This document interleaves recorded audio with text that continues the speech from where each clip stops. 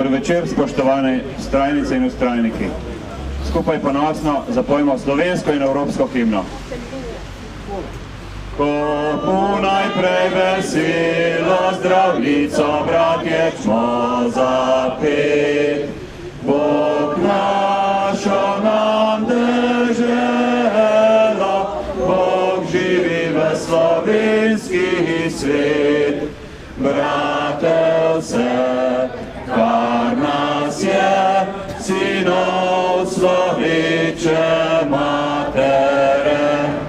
Bratel se, kar nas je, sinov sloveče matere. Sloveče matere, živi naš sin narodi, ki hrepeni dočaka dan.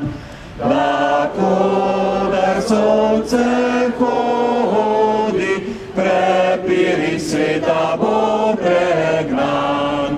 Da rojak prost bo vsak, nevragle sosed bo mejak. Da rojak prost bo vsak, nevragle sosed bo, nevragle sosed bo mejak. Svoboda Janezu Janši! Svoboda! Svoboda Tonetu Krkoviču! Svoboda! Svoboda Sloveniji! Svoboda! O, bratje, nikar teh zvokov, temveč vse bolj milo pesmico zapojmo in vse bolj radostno. Radost! Radost od Boga nam dana, čirka ti elizijska, tepe, kjer si nam prižgana, stopamo božanstvena. Združil čar nam tvoj bogatje, kar razkril je kruti čas. Vsi ljudje ljudem so bratje, če jim ti zvedriš obraz. Komur je na ključje dalo, da ima prijatelja. Kdor dobil je ženko zalo, naj veselju duška da. Srečen, kdor ima na zemlji eno samo dušico. Kdor pa sam trpiš ne jemlji, naše sreče nam za zlo. Svoboda Evropi! Svoboda! Svoboda Sloveniji! Svoboda! Svoboda Sloveniji! Svoboda! Svoboda Sloveniji! Svoboda!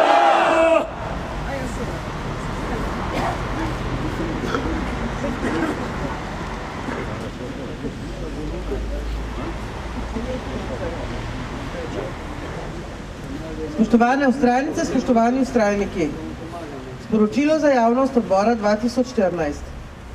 Ustava Republike Slovenije zagotavlja vsakomur enake človekove pravice in temeljne svoboščine, ne glede na narodnost, raso, spol, jezik, politično ali drugo prepričanje. Pa kljub temu vidimo, da temu ni tako. Janez Janša je že 170. dan v nezakonitem zaporu in tako so njemu in njegovi družini kršene človekove pravice in temeljne svoboščine.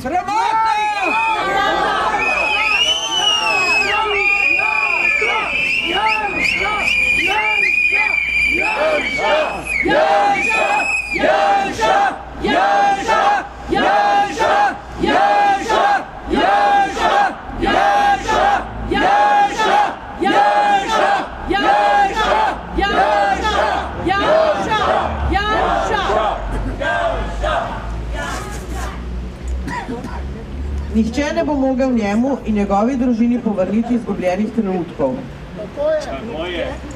Na današnji dan prav tako mineva že 170. dan, odkar imamo v Sloveniji političnega zapornika, kar nas postavlja ob bok nedemokratičnim državam sveta, ne pa k državam, ki spadajo v zahodno-civilizacijski krog.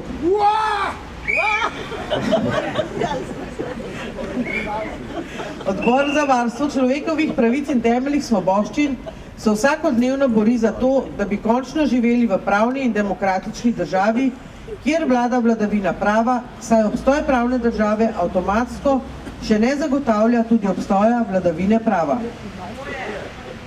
Slovenija preživlja težke čase.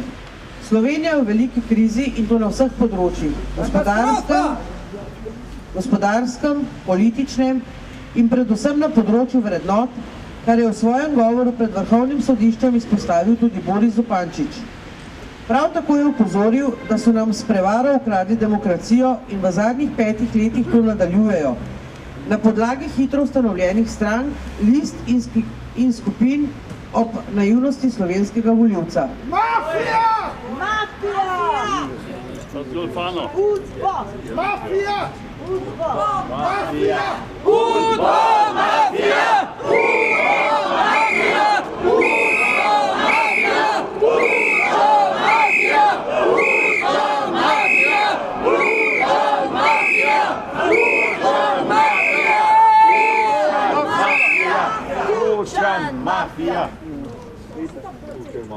Pod strogo kontrolo prehajajo iz ene skupine v drugo, iz ene politične stranke v drugo. Pomembno jim je samo, da se oblast ohrani in obdržijo monopoli. Ustvarili so svoj novi razred bogatašev, ki je svoje bogatstvo pridobil brez dela, posloval brez etike, si pisal zakone, s katerimi so prevzemali podjetja, postavljali sodnike, ki so jim vse to omogočali. Banda posrana!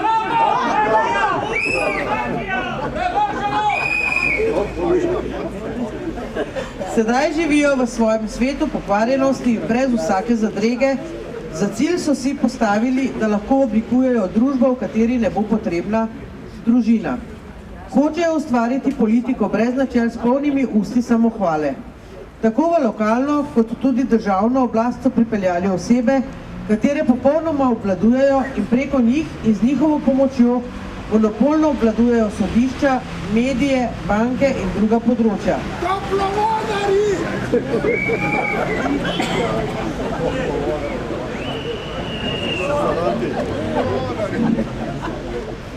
Najmočnejši monopol se je prav gotovo ustvaril na pravnem in na medijskem prostoru. Oba monopola imata svoje korenine v prejšnjem socialističnem sistemu, ki je sistemsko ustvarjal kader za ohranitev oblasti, in to se je nadaljevalo tudi po osamosvojitvi.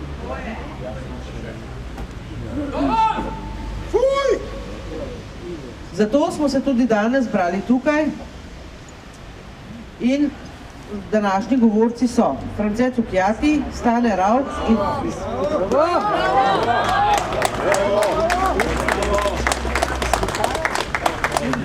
in dr. Janez Juhant.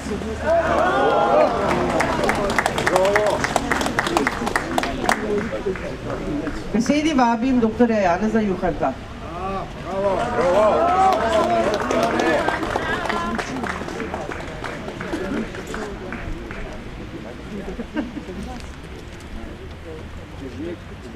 Spoštovani, če se komu podira hiša ali pušča streha, ne reče, da jo bo enkrat v prihodnosti pogledal, pač pa ukrepa takoj. Temeljito jo razišče, če se bo dala popraviti ali pa bo treba graditi novo. Podobno je, če zdravnik odkrije tujek v telesu. Treba je odstraniti gnojne dele in omogočiti, da organizem znova vzpostavi normalno stanje. Tudi psihiater ne reče klientu, poglej v prihodnost in vse bo v redu. Nasprotno, pomaga mu razkrivati zapleteno preteklost z odstiranjem senc, v katere je ujet. Ob resnih duševnih poškodbah je ta proces zahteven in dolgotrajen. Odvisniki oziroma vsi, ki so utrpeli travme v zgodnjih letih, potrebujejo intenzivno in dolgoletno strokovno, individualno in skupinsko spremljanje, da razčistijo svojo preteklost in zaživijo kolikor toliko pristno življenje. Zato so potrebni strokovnjaki in drugi ljudje, ki z vztrajnostjo, odločnostjo in ljubeznijo do resnice in pravice pomagajo tem odvisnikom. Taki se zbiramo tukaj, spoštovane vstajnice in vstajniki. Govorim o posebnih odvisnikih v naši družbi, o odvisnikih od laži, krivičnosti in nasilja. Tako so namreč vladali nad drugimi in neozdravljeni od prevar in drugih nečednosti počno to še danes, kot pravi iz svoje izkušnje Milovan Džilas. Tako se je začelo obdobje firerskega načela v komunizmu. Ideologi so samo ljudje, ki imajo oblast v partiji, ne glede na njihovo intelektualno revščino. To so zasvojenci z oblastjo in privilegiji, ki se nočejo zdraviti, ker ne znajo vladati demokratično in pregledno, pač pa le z nasiljem nad drugimi, s prevarami in pritiski na gospodarstvo, sodstvo in novinarje. Svojo odvisnost od nasilnega totalitarnega nadzora nad drugimi potrjujejo z nadaljevanjem uporabe prisilnih sredstev, s katerimi hočejo še naprej ustrahovati podrejene. Primitivci! Družbenih problemov ne znajo reševati drugače kot s prevaro in nasiljem, zato kar najprej skrbijo za vzdrževanje nasilnih totalitarnih metod, v katerih se pač počutijo doma. Tudi v formalni demokraciji jim to omogočajo tisti, ki se pustijo ustrahovati. Te zasvojence smo žal pustili na vplivnih mestih družbe. Ker nismo opravili lustracije, zdaj ob povojnih udbovcih in partijskih veljakih že rastejo njihovi mladci, vzgojeni v enaki zasvojenosti.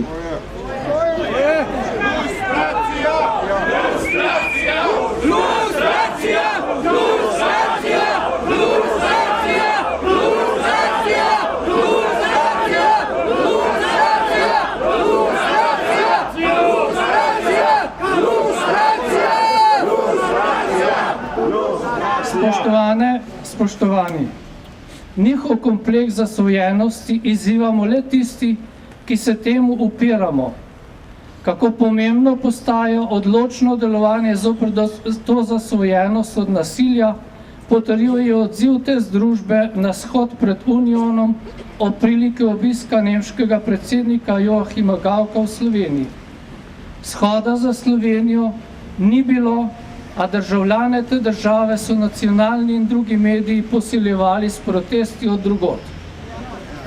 Tudi sicer na naših medijih poslušamo in gledamo za lase privlečene, napihnjene ter človeško in medijsko-tehnično predvsem povsem neprimerne zgodbe, nič pa se ne govori o te vrste zasvojenosti, ki se kot rak rana vse bolj zažira v našo družbo. Kdaj bomo namesto javnih spektaklov in linča oseb deležni kulturnih in uravnoteženih razprav, poročil in komentarjev za ozdravitev te družbe? Ta odvisnost se spleta v politično in novinarsko nasilnost nad javnostjo, v zavajanje ter iskanje senzacij z namenom prikriti resnične probleme te družbe. Sestavni del te zasvojenosti je ožigosanje vseh, ki se borimo za resnico in pravičnost, kar je prizadelo in prizadeva politične zapornike Janeza Janše, Toneta Krkoviča in Ivana Crnkoviča ter številne druge in vse, ki se temu upiramo. Odvisniki stalno prikrivajo politične, sodne in druge zablode in celo predsedniki demokratičnega parlamenta in druge zablode in zasvojenosti v državi. To so ribiči človeških duš, kot je dejal znani sociolog. Žal celo predsedniki demokratičnega parlamenta, vlade in sodišč ostajajo ujeti v te mehanizme. Dokdaj nas boste odvisniki še ustrahovali in po krivici obsojenim jemali upanje in vero sočloveka, nam vsem pa uspešno družbeno prihodnost. Zato v 25-letnici osamosvojitve od omejene tudi totalitarne zasvojenosti pri nas ni bilo proslav. Mediji so nas seznanili le s padcem zidu in železne zavese drugod. Naši odvisniki pa še kar tičijo glave v pesek, zato jih je treba stalno siliti k zdravljenju. To je, spoštovane in spoštovani, zahtevna in težka naloga. Zmorejo jo le preudarni in vztrajni, ki nas ni strah zavzemanja za resnico in pravičnost. Odvisnikom od totalitarnega nasilja želimo zdravje in življenje, mi pa bomo vztrajali, da le ozdravijo od svoje odvisnosti. Tako je! Zato vse priznanje vam in vsem, ki kljubujete strahu in premagujete zasvojeno z vztrajanjem in uvero v našo skupno prihodnost. Naj bo advent vsem, posebno pa zasvojenim vabilo k spreobrnitvi, kateri nas kliče Janez Krstnik. Naj nikogar več ne preganja strah, pač pa vse krepi upanje v Gospoda, ki prihaja. Hvala lepa.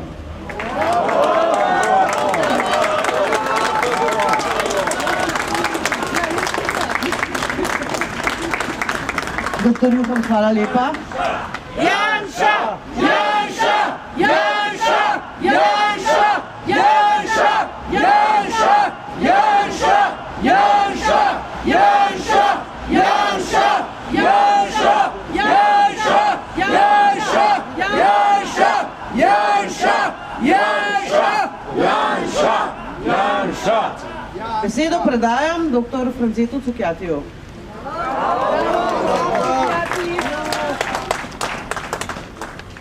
Spoštovani, A vam držim? še enkrat spoštovani, 1000-krat ste spoštovani. Vendar, kljub dežju vas je veliko. Ampak zakaj protestirate? Zakaj vztrajate? Zakaj hočete svobodno Slovenijo, saj svobodo imamo že od leta 45?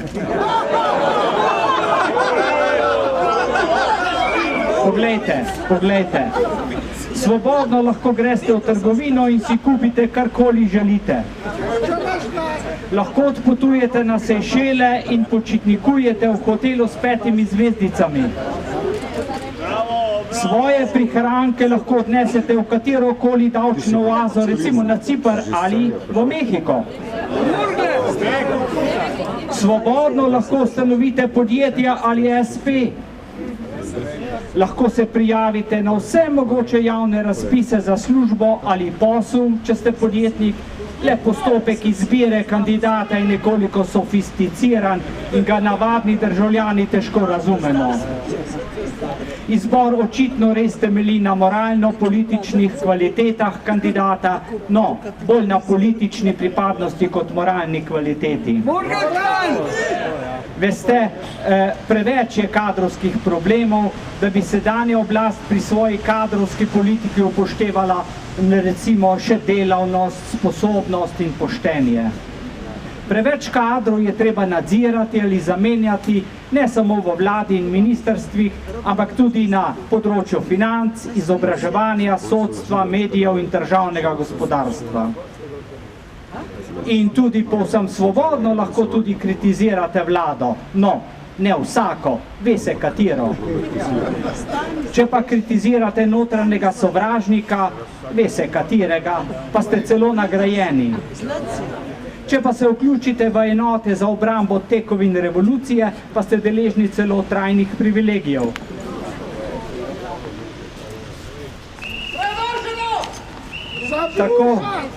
Tako imamo vse lepo urejeno, vi pa protestirate. Čakam, da boste rekli, a se je tudi temu zmešalo. Žal ne bi bil edini. Mnogo preveč jih je v tej deželi nesrečni, ki so se s takim stanjem že davno sprijaznili ali ga celo zavestno vzdržujejo. Mi in mnogi z nami pa se sprašujemo, ali je to svoboda, če te oblast preganja, ker si kritičen in si s prstom pokazal na njena umazana početja. Je to svoboda, če državna birokracija uniči podjetje in zapleni stroje, delavce pa požene na cesto, ker ji podjetje ni plačalo davkov, pa čeprav jih ne more plačati ravno zato, ker mu je ta ista država še vedno dolžna 10-krat večjo vsoto. Je to svoboda? Je to svoboda, če te država potem, ko se odločiš za podjetništvo, z davki in birokracijo do konca zatre? Je to svoboda, če sicer lahko kandidiraš na javnih razpisih za posel ali delovno mesto, pa nimaš nobene možnosti, ker je vse to vnaprej rezervirano za politične ali sorodstvene izbrance? Je to svoboda, če so osrednji mediji odprti predvsem tistim, ki lažejo in zavajajo, o naših jasnih zahtevah na teh shodih po svobodi, resnici in pravici vztrajno molčijo? Sramota!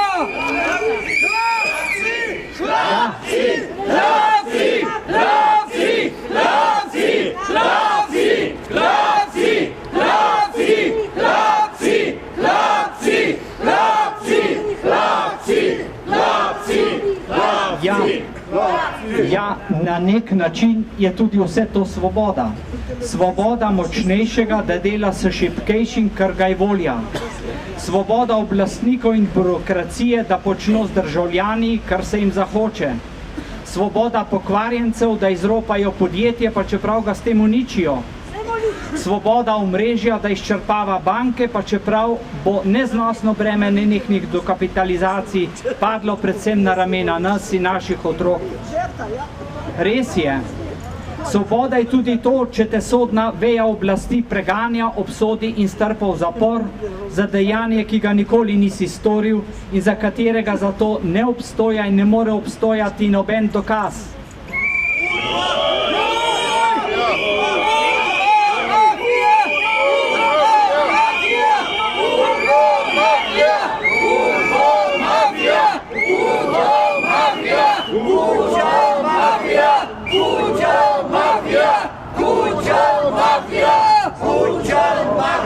A to, spoštovani, ni svoboda žrtve, ampak svoboda oblasti, da počne s svojo žrtvijo, kar se ji zahoče. Priče smo tudi veliki svobodi načrtovanja in sejanja slepega sovraštva, dokler se po Goebbelsovi metodi javnosti ne prepriča, da je potrebno, na primer, Žide uničiti, tudi če niso krivi. Da, tudi to je svoboda. Svoboda lagati, krasti in ubijati. In če zmagovalci pobijajo ujetnike, je po mnenju nekaterih sedanjih oblastnikov menda celo v skladu z naravnim pravom.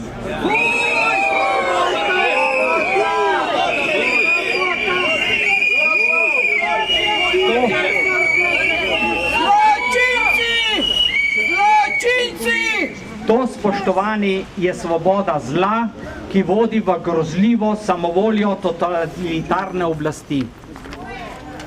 Mi pa hočemo drugačno svobodo. Svobodo, ki temelji na spoštovanju človeka, tudi tistega in predvsem tistega, ki je šibkejši in se ne more kosati z oblastjo države, birokracije in organov pregona. Svobodo, ki temelji na enakosti pred zakonom in na v ustavi zagotovljenih pravicah. Namesto svobode lagati, krasti in ubijati, ki si jo lastijo medijska, izvršna in sodna oblast, pa mi zahtevamo objektivno medijsko informacijo, zaščito državljanov pred pogubno davčno spiralo in predvsem učinkovito preprečevanje krivičnih sodb. Hočemo svobodo govoriti resnico in svobodo, v kateri bomo zavarovani pred nasiljem močnejšega in pred zlorabo oblasti.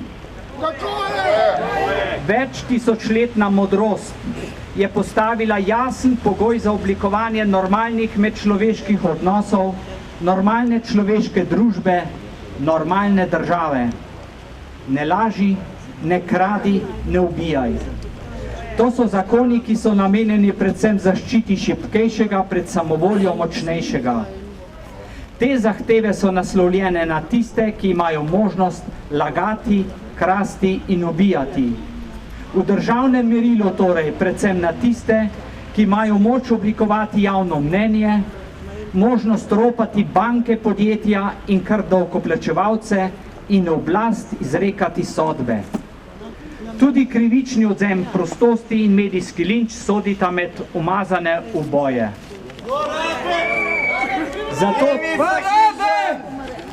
Zato torej iz dneva v dan protestiramo.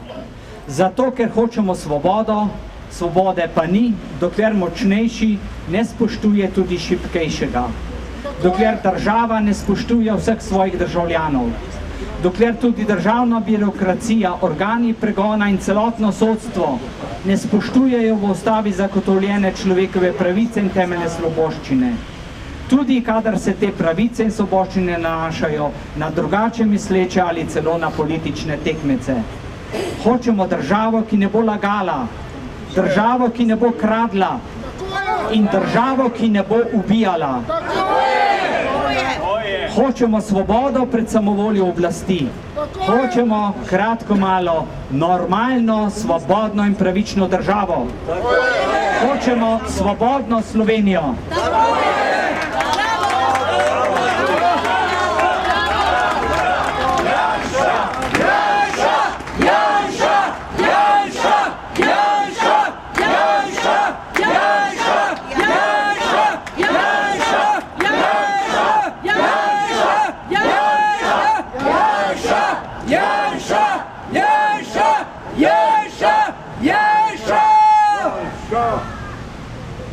Zdaj nas bo pa nagovoril Stane Rauh.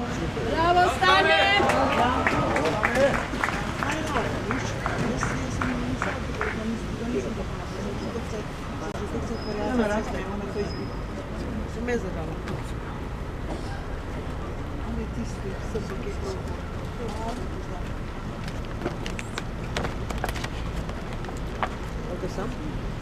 Sicer vam bi raj pripovedoval o izkušnjah iz širokega sveta, ki sem ga obiskal, ki sem jih doživel v vseh letih potovanj, vendar, ko tako od strani opazujem to svojo domovino, menim, da par distance se vidi mnogo stvari, ki se od doma ne opazi. Kajti moj narod gleda vse stvari iz žabje perspektive, od spodaj in ne iz Kondorjeve perspektive, od zgoraj, kar da boljši pregled nad situacijo in omogoča filozofski pristop. In tega moj narod nima, filozofskega pristopa, ker je filozofsko nedozorel. In beseda filozofija je pri tem narodu zaničevana, ker večina naroda ne ve, da je filozofija grška beseda za ljubezen do modrosti, ljubezen do modrega razmišljanja. In ker ni modrega razmišljanja ali filozofije, tudi ni zdrave politike, ki izhaja iz filozofije. In ker ni prave, dobre politike, tudi ni zdrave ekonomije, ki določa politika. Kajti ta moj narod razmišlja iz žabje perspektive, kot da se vidijo le sosedovi kraki in rit. In skozi to je nevoščljiv, je egoističen in je tekmovalen in je za eno besedo profitantski. Kot tak narod smo prišli že iz zgodovine. Le da dokler nismo imeli nikakršnih zasov za svoje državne organizacije, to ni prihajalo do izraza, ker smo tudi dobri služabniki ali hlapci in so nas vladajoči narodi v tej smeri izkoriščali in vodili kot taki požrešneži.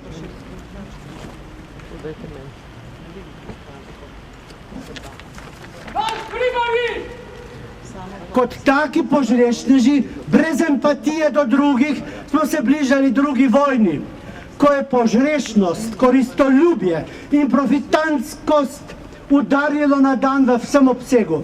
Ko vajagi levica je iz požrešnosti do priposestovanja imetja drugih pod krinko narodnoosvobodilne borbe se šla v bistvu predvsem revolucijo pri posestovanju tujega imetja. Kar je že med vojno, posebej pa še po vojni, udejanila v polni meri. Prejšnji lastniki premoženja so ali končali v kočevskih jamah ali v Argentini, revolucionarji pa so se pod krinko skupnega nikogaršnjega premoženja opajali na skrbjo pridobljenem. In učili so nas, da je lastništvo premoženja nekaj zavrženega. Takoj po spremembi sistema v 90-ih letih so požrešniške barabe pokazale, kako se premoženje prevzame in kako se ga zaščiti. Barbari! LDS-ovi zakoni so bili naperjeni predvsem v to, da so omogočili barabski prevzem dotlej nikogaršnjega premoženja in zaščito le-tega. Da smo profitantski narod, kaže najbolj jasno stranka Desus. Ustanovljena je bila za zaščito koristi upokojencev in Kobajagi nima nikakršne politične opredelitve.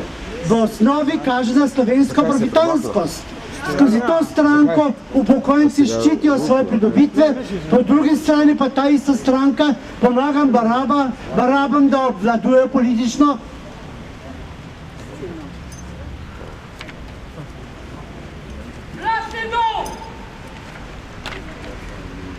Da pomaga politično prizorišče. Nekaj takega, ljubčki dragi, ni prisotno niti v eni državi na svetu. Tako je. Pa sem obiskal 140 držav.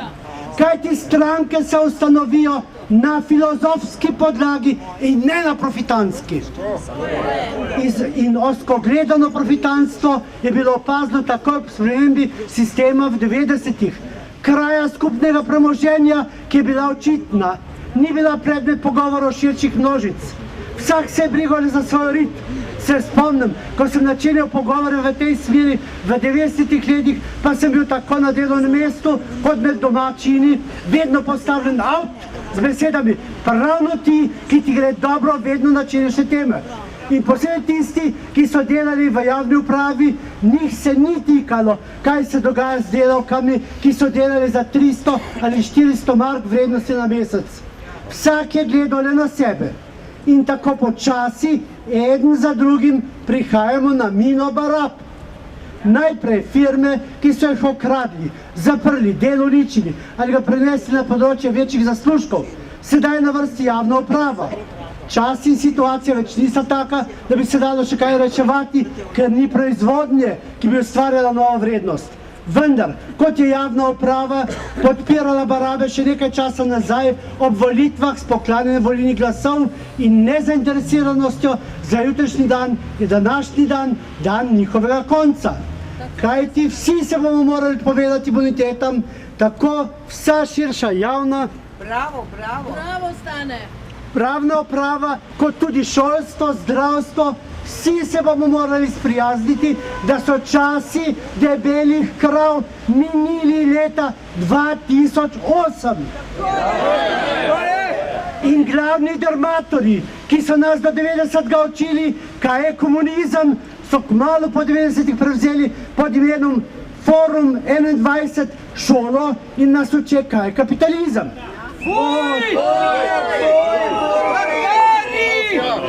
Dragi rdeči barabski fantje, vemo mi, kaj je kapitalizem. Posebno dobro vemo, kaj je liberalni kapitalizem, ker to je tržnica Foruma 21. Podobna oni tržnici sužnjem na starogrškem otoku Delos.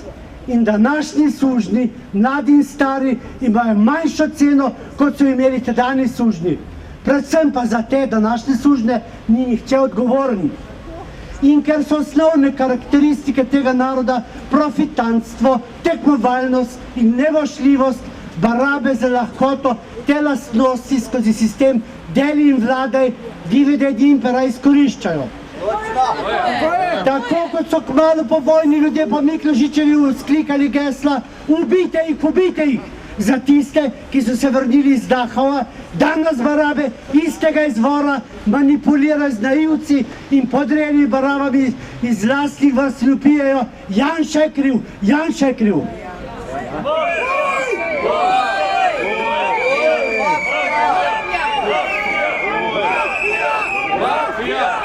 Tako kot nas nekaj prida karakterja, tako kot nas nekaj prida karakterja med narodom, tudi nekaj prida karakterja v sodni veji oblasti.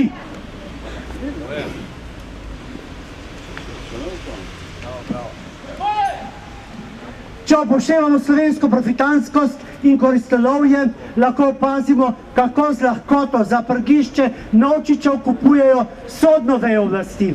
V tej stavbi za mano je nahajališče najbolj neetičnih ljudi, kar sem jih imel priliko spoznati skozi moje delo, ki ni bilo vezano na delo v sodišču.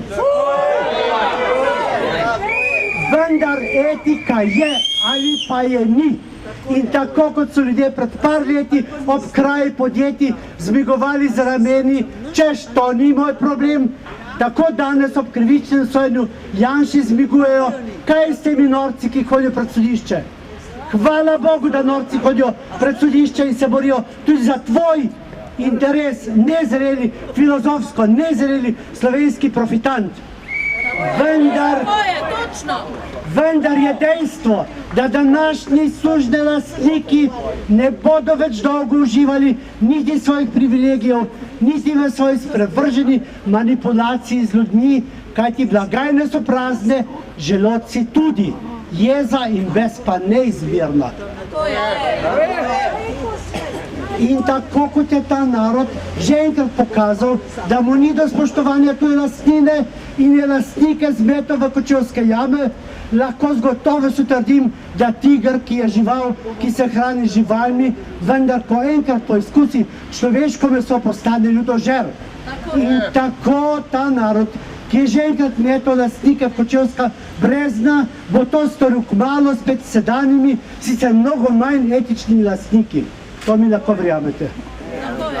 Bravo, Stane. Dobro si zapisal. Bravo. Super. Po vojni so mentalno bolni ljudje pobijali 10 000 sodržavljanov, pozneje pa so svoje pristope razširili na šolstvo in šolski sistem. Torej se ne čuditi, da je vse, kar je na tržnici slovenskega ljudstva, več ali manj brez morale, brez etike, brez spoštovanja. In temu primerno delujejo neetično novinarji za prgišče drobiža, ljudje v zdravstvu za korumpirano velike vsote, posebej pa na sodiščih brez etike ali sploh zavedanja, kaj etika sploh je. In baje sodišča sodijo v imenu ljudstva, v mojem in imenu mnogih že ne. Kmalu bo prišel čas, ko bomo z mokro vejo stali pred tem istim sodiščem, pa ne zato, da bi preganjali ovade. Novinarji, ravno tako proizvod tega naroda, namesto da bi raziskovali na vseh področjih, raziskujejo le tisto, kar jim naročijo. Kje vam je novinarski kodeks? Za zaključek pa filozofski rek, da kdor ne pozna zgodovine, ne razume sedanjosti in ta ne more načrtovati prihodnosti.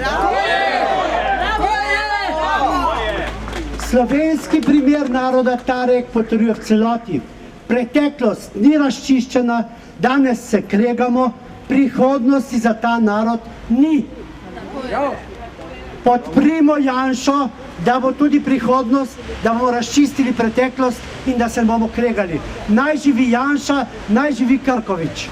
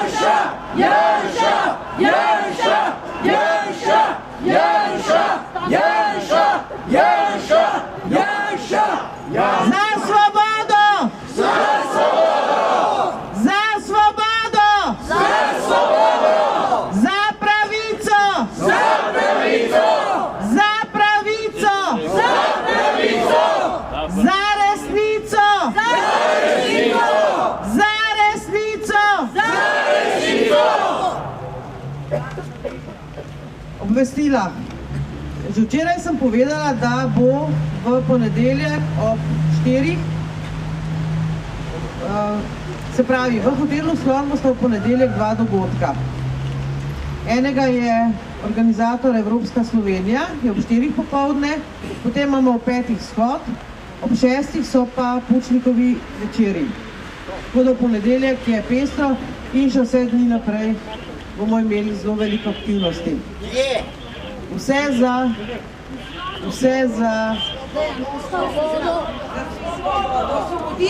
pravico, za resnico, za svobodo.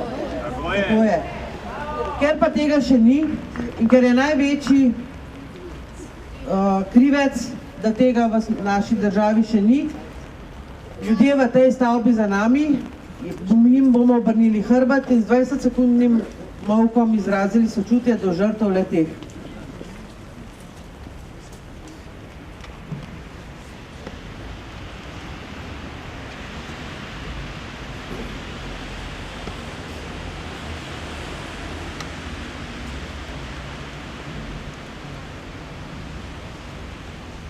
Hvala. Tisti, ki še niste podpisali peticije, seveda lahko tudi danes to storite pri gospe Todi. Zdaj pa kličem gospoda Cirila. Skupaj glasno zapojemo Preljubi naši domovini.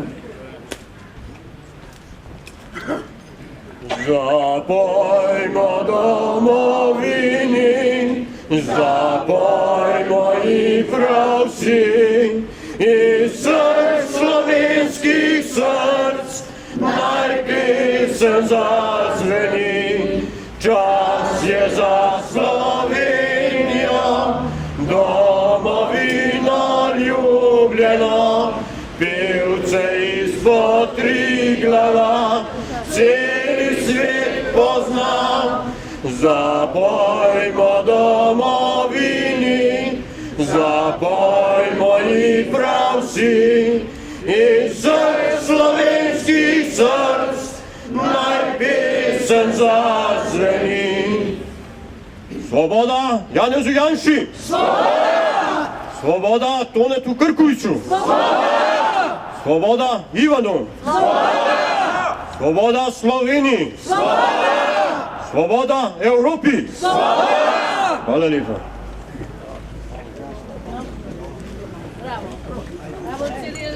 In ne pozabimo, da je v sredo 10. decembra veliki pohod za človekove pravice.